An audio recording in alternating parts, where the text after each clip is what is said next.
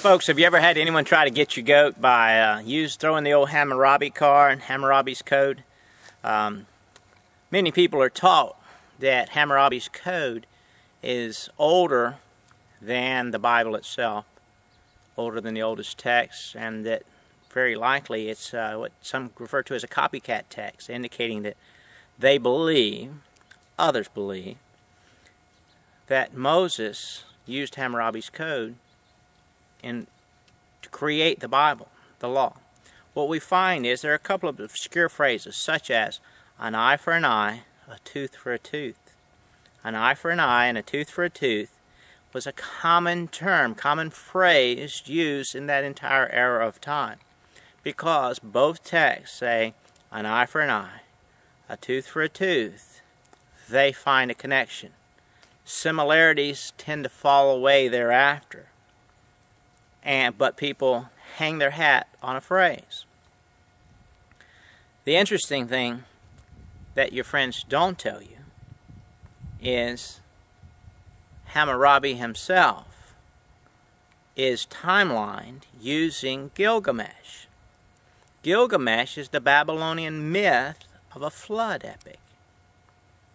And by timelining both Gilgamesh and Hammurabi's code at the same time in Babylonian history, they intend to undermine the writing of the Bible, because if those two texts came together and they predate the writing, recording, and installation of laws biblically, then it appears that the ones from Babylon are older and the ones in the Bible came later.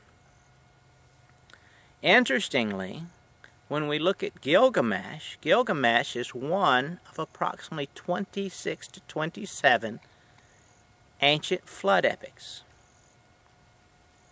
Gilgamesh has monsters and things of this nature. Gilgamesh is taught in literature books today as mythological literature. They could have picked from thousands of works, but they picked Gilgamesh to undermine the teachings of the Bible. There are other things they could have picked.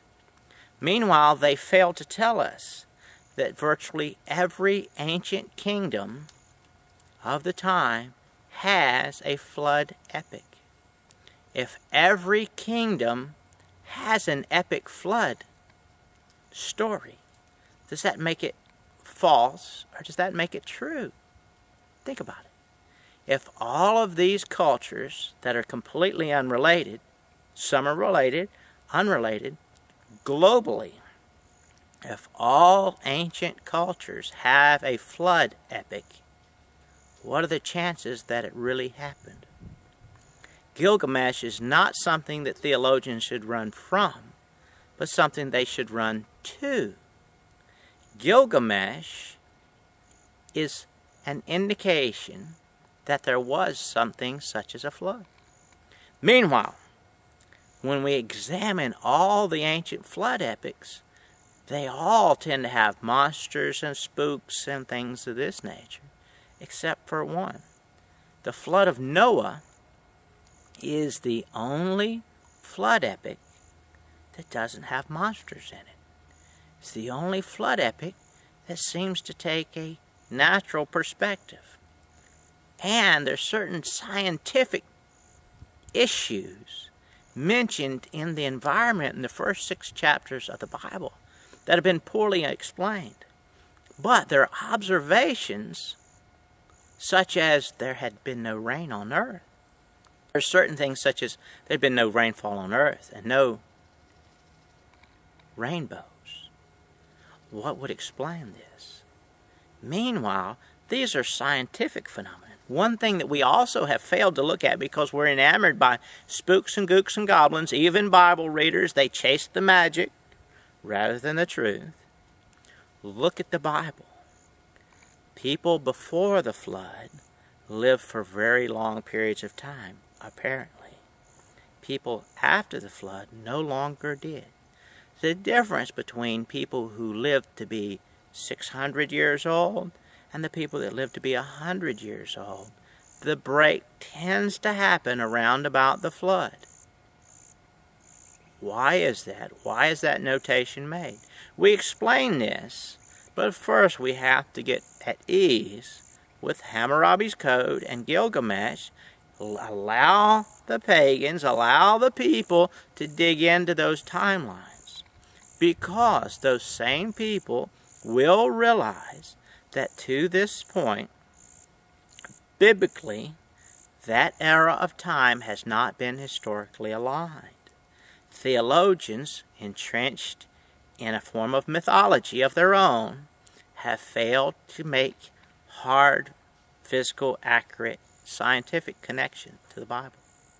Meanwhile, what we do when you fix the timeline of the Bible, we actually will find that Gilgamesh and Hammurabi's code stand true, but the Bible may be older. We touch on to this in other ways. Basically, the Hammurabi's code, the Babylonian fans, they actually are using the Christian and the Jewish people, using their ignorance against them, because we think the Hebrew language, being far older than it really is, they can't find evidence of a Bible older than 2,200 years old. Meanwhile, what we do is we take you along, we show you a far older text, and we bring you to where the basis of the text was written. And it's unoffensive. It's offensive if you're in love with the Hebrew language. Many people are, and that may be spiritual.